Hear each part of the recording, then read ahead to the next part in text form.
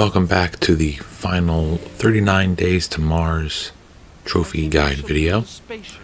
This is the speedrun Cutty Sark, which tasks you with completing the game in under 30 minutes. This video is about 29 minutes long. We get it under 29 minutes, actually about 28 and a half minutes, all depending on how much of the beginning there, holding down the triggers and all that. All depends how soon in this video the actual time starts in the game. It's hard to say. First thing you got to do is the 3 tasks you always need to do before you get on the ship. Put the map together, get the hat, and use the fishing pole to get the key. Unlock the door. And then once you get those done, then you need to use the password indicator, the volatile password thingamajig, and get the 4 symbols, open the gate, go up the elevator, and onto the ship. So the one thing that is always constant here is the puzzle pieces and the solution are always the same. And the key mini game, I guess you could say, is always the same. So if you're used to doing these things, that's the wrong piece. It's the other. Oh no, it is the right piece. If you're used to doing this enough times in the game, those 2 should come very easy for you. One thing that's going to be happening a lot in this run, there's going to be a lot of failing things on purpose. There's nothing wrong with that. To be honest, if you haven't gotten your drawing board trophy yet, and you want to work on that, you may as well attempt the speed run, fail everything, and you might find that you might actually get it in under 30 minutes. So there you go, there's the map. That looks good enough. Failing that won't help you, it'll just slow you down, so try to get that together as fast as possible. I like to go straight up to the hat. Even though you're passing the fishing pole, he won't get the key unless you have his hat already. So go in, get the hat, and it's just simply finding which of the 5 knobs works to get right up to the line. Sometimes it's 4 knobs, sometimes it's 3, sometimes it's 2. You're just gonna have to try them all out and see which ones work. Lock them down if you want, and when you find the final one, you don't even have to lock it down. If you hold it down and you use the other trigger to open the chest, that's all you have to do. Grab the fishing pole. It's just long enough to stir a pot. Pardon me, the fishing pole. Run up and do the key mini game. It can get pretty frustrating when you're trying to get the key. Sometimes when I did this mini game during speed runs, I did it flawlessly. In fact, the speed run, this was actually from a stream that I did live on Twitch just this past Saturday night, and the first attempt I did this exercise, I did this mini game without a single mistake. I pulled it up, I pulled it over, back down, all the way back up without ever dropping it, and it was very quick and it was very good, you know. It was good to see that happen. This, if you're not used to it, this can get a little frustrating, and it's never a good way to start a speed run when you have to be pretty focused and pretty good at getting everything done in order to complete this under 30 minutes.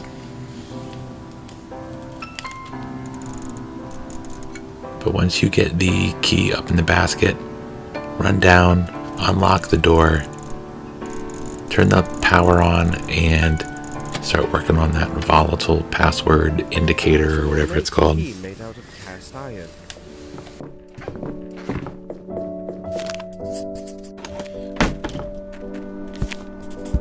It's making a faint buzzing sound.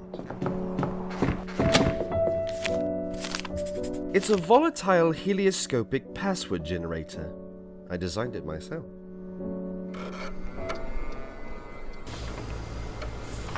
So as with most of the puzzles and mini games before you get on the ship, the solution to this puzzle is always the same. It's a palindrome in the middle with the branch with the two branches off of it to the left and the small branch sticking out of the palindrome on the right, and then the long branch with a hinge going to the top left. That's the symbol. It'll always be that shape. But the 4 symbols that you get for the code for the gate will always be different. So you want to do that as quickly as you can and get the code and get up the elevator. Our cutting-edge technological marvel, the HMS Fearful.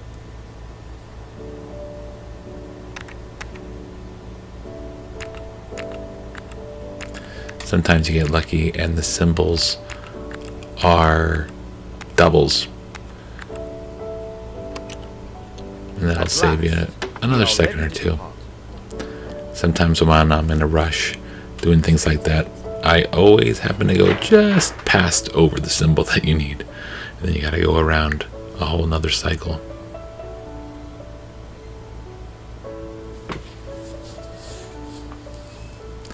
Head up the elevator, head up the rope, keep climbing through the cutscene.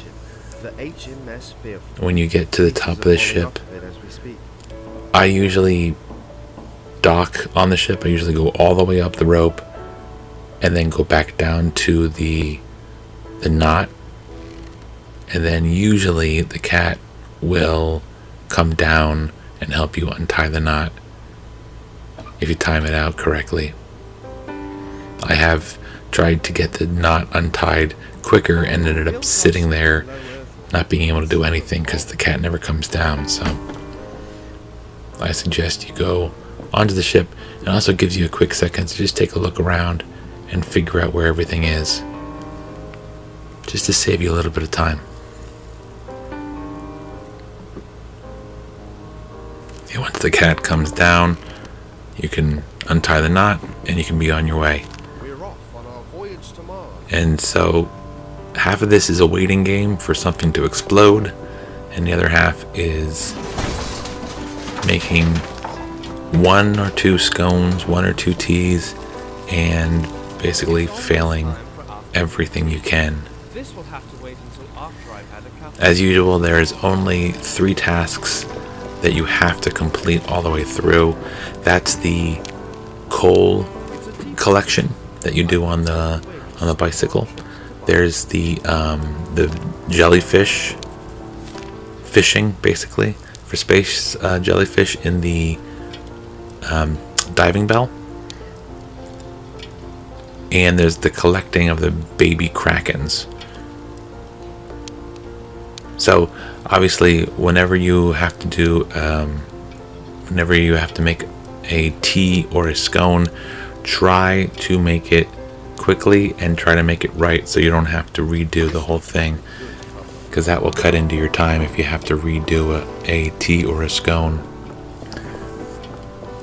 The great trick, and what's going to save you a ton of time, is once you make a cup of tea or a scone and you go into a task and then you quit that task 3 times in a row,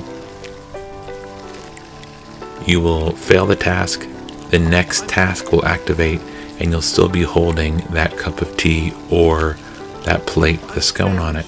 So you can essentially, if you get lucky and you go back and forth with the tea and the scone, you can essentially not have to make more than probably 2 cups of tea and 2 scones the entire trip. If you get really lucky, you don't need to make more than 1 of each.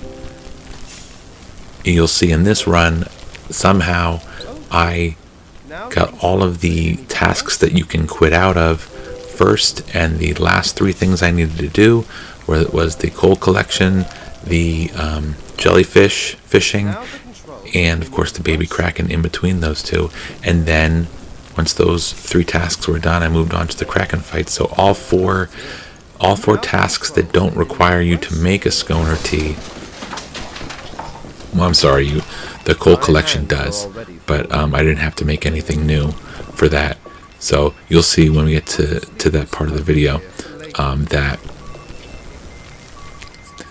that I kind of lucked out in that way. Now, if you'll notice, it also told me that I needed to put the tea down. So right next to the teapot where you make the tea, there's a table, and you can always put your tea down there and pick it up again the next time you need some tea. Same thing with the scone. Once you make a scone, there's a table to the left of it, to the left of the oven, I guess, and you can always put your scone there. Unfortunately, you can't make the scone and then put it down on the table in the hopes that you don't have to make another later. You have to be holding the scone and then go into the task and then fail it 3 times. I got pretty lucky with the scone. 4 strawberries, a little jam, and then just carefully putting the top of the scone back on it, and that's the only scone I have to make the whole run. That can really add to your time if you need to do a whole scone with lashings of cream and all these different things, because the creams, the butters, they're these little clouds of irritating materials that they never stay on the scone, so that could really be aggravating. With the Morse code and the garden task, you actually have to quit out of it 4 times to activate the next task, because the first time you're quitting out of it, you're basically saying that you're going to go do the research that you need to do for both those tasks in the library the first time. So it's not going to really activate the next task until you quit out and hit yes, I want to go to the library to learn 4 times in a row.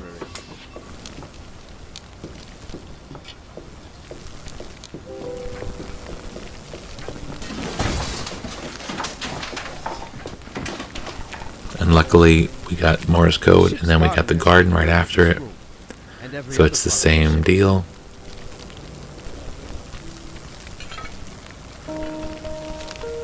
Also, this run, I was pretty lucky with whether or not I needed to have a cup of tea for the next task. If I already had it in my hand, there was a little less of going back and forth and switching the scone to the tea, to the tea to the scone in my hand during this run. So every little bit helps. Like I said, I probably had about 1.5 minutes to spare at the end of this run. So 1.5 minutes sounds like a lot when you think about speed runs, but when you have to complete a whole nother task, or just walking up, from one side of the ship to the other to grab a different item and put the other one down and so forth, it can definitely eat away at that time. So there is definitely a luck element to getting this speed run done. My hands are already full. You also have to remember which task you failed last, because all of these are going to still have exclamation point marks throughout the rest of your run. So try to remember which ones you've already failed at.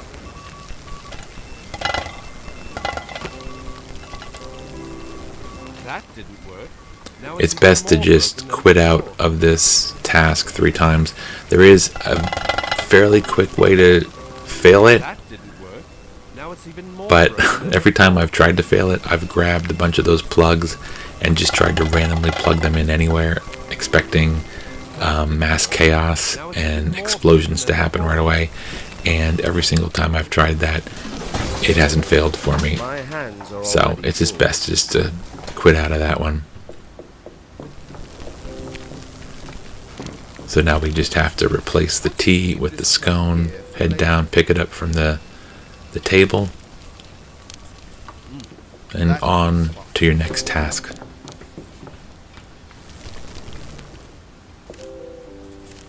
Without any steam from the boiler, we'll never be able to iron our waistcoats.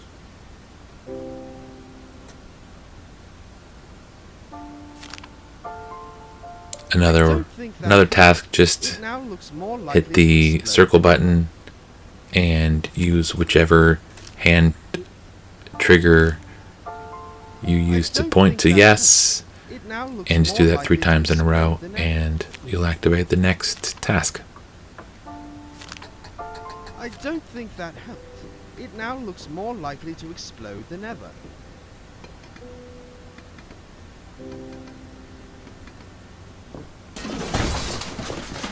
My hands. So here we are with our last 2 tasks, and then interspersed in between those 2 will be the baby Kraken collection. Then after those 3 items, we will be fighting the big Kraken. So here I thought I had to switch out from the scone to the tea, and then I remembered you don't need to worry about the tea. What you need is the walking sticks. But first, you need to go and activate the task, and then go get the walking sticks. We left the fishing rod in the house. So I probably we'll wasted need about something else 20 to seconds there, fish with. walking back and forth with tea and scones and all that business. It's a whole bundle of Baxter's walking So if you want to sharpen up your time, keep that in mind.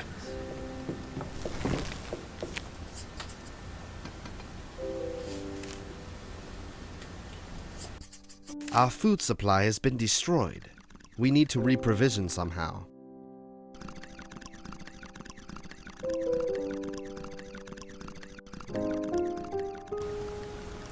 Because this is the one of the 2 tasks and one of the 3 kind of mini games that are in the speedrun that you cannot quit out of quickly.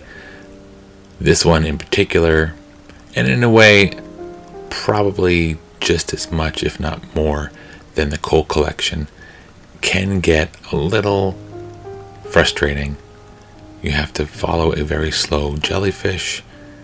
The speech bubbles block your path, and sometimes it feels like the jellyfish just meanders around space for a little bit longer than it really should. And then once you get set up in the section where you can actually throw your hook out, it seems like the school of jellyfish change direction just as you cast out.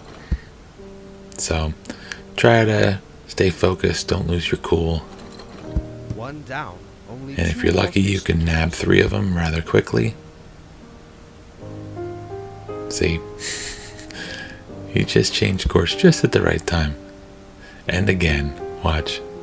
Yep.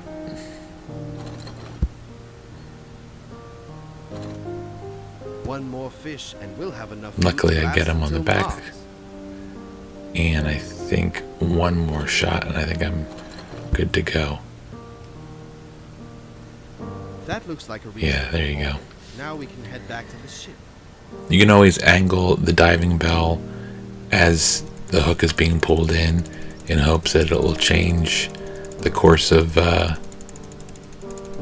where the hook is going and hopefully catch a jellyfish. But not too horrible of a run on that task. It can get a little bit more frustrating than most of the other things you need to do. So I know what's coming next. There's only 2 more things to do, and in between task 7 and 8 on the ship is the baby Kraken. So make sure to grab the like butterfly net, basically, as soon as possible. The The setup of this ship was not ideal as far as dealing with this part. There's a lot of levels, and it's pretty frustrating when you're trying to catch the last few krakens and you can't get the krakens to fly in a way that you can actually even catch them. You know, with all these stairs and things you have to climb up and down. So this can get a little frustrating as well.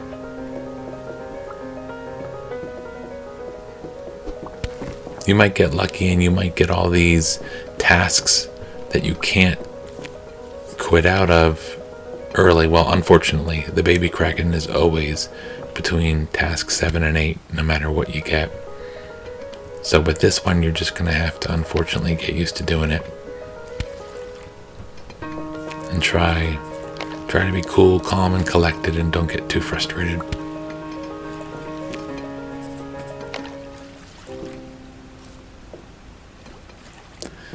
And of course, I was trying to put the spray bottle back. I really struggle.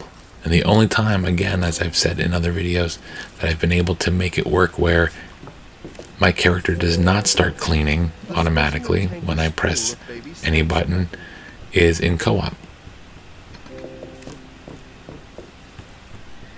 But as soon as you can deactivate that task by going to the tank and pulling the trigger, he'll say all the baby krakens are in the tank, something like that. So the final task that we have to complete here for this run at about 22 minutes into the run is the coal collection for the oxygen. As I've done this, as I've completed about, probably at this point, probably about 10 runs of this game, I've gotten pretty used to knowing to leave 4 rocks as close to the ship as possible so you can get them at the end.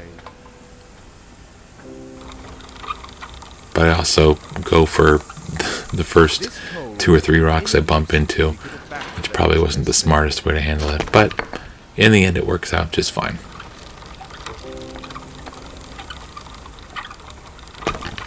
You definitely don't want to run out of oxygen because it will add to your time. It won't make such a deficit of your time that it's going to ruin a run. The good news is if you've collected 2 pieces of coal and you run out of oxygen while you're out there grabbing your 3rd piece, you'll just have to start again from the ship, get on your bicycle, and go and get the last piece of coal. Just 1. You don't have to do all 3 if you fail. And remember, of course, it's 2 rocks for the first time and you'll get a piece of coal, 3 rocks for the second time and then you'll get a piece of coal, and then the final of the 3rd coal pieces you need to collect, you need to break up 4 meteors to get the final piece of coal. Once all 3 of those are done, head over to the balcony where the kraken is going to show up. I could not for the life of me figure out where the balcony was. As I rushed around, I never really found it in my travels because it's completely on the other side and there was no reason for me to be anywhere near it. So what I did in this run here was I pretty much tried to stay on the straight line. Now, of course, because we failed everything, the screen is wavy, there's symbols, there's all sorts of things in the way. But for the most part, I tried to stay on the straight path and just simply pull back on the trigger with L2. Use the right trigger to hit and guard with the umbrella as much as possible. You do want to use caution. You don't want to go in guns a-blazing and just keep swinging that umbrella. You do want to use it as a shield because that ink can sometimes reach you faster than you can pull the shield out. So don't get too angry at yourself if you're wasting valuable seconds as you wait for the ink to come and hit your shield.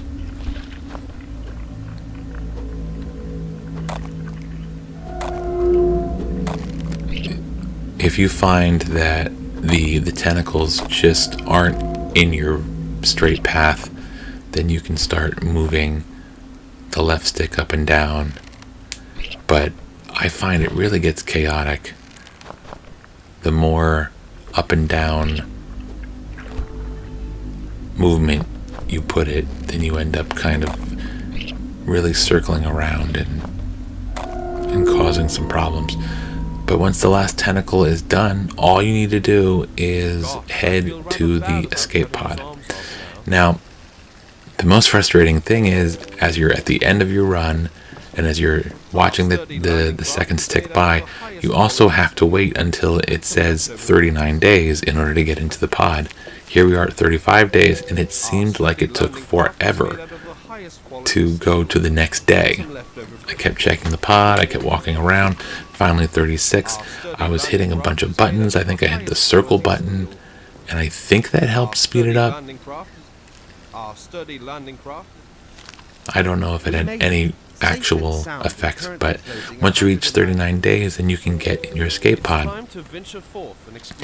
And as I've said in other videos, and as you probably have guessed, the easiest approach and the easiest and quickest way to get to the surface of Mars is to crash as soon as you can. So hit the rocks, I believe it's 4 times. I think that was number 3, wasn't it? That was number 3, and then I think the 4th one finally, yes, and then you're cracked open. Because the pursuit, the journey from your ship down to the surface, trying to avoid ever hitting any rocks, it takes for absolute ever. And then when you get to the bottom, then there's a whole cutscene where they can't get out of it. It's absolutely a no-go. So as soon as you are able to stand up, head to the right, pick up the blanket, and deposit that in that hole that's kind of in between the rocks. Go to the left and get the tea, head back to the blanket, and then you'll sit down and make your last cup of tea. As always, just make sure that you're making the right tea. Also, because of the constant failures, I was worried that I was going to be grabbing an ice cube instead of a sugar cube and really mess it up. So just be careful, make sure that you know which ones are which, because it's hard to tell which ones are ice cubes and sugar cubes there. And then again, we had to wait till it was cool, which is another aggravating little moment, waiting for the time to tick down. Cool, drink, and Cutty Sark, the trophy for getting it in under 30 minutes, is right there. It's simple enough, and thank goodness this game lets you fail everything in order to get things done quicker. I hope that helped. It's a lot simpler than you might think to get it under 30 minutes. 39 days to Mars, Cutty Sark trophy. That should do it. Take care.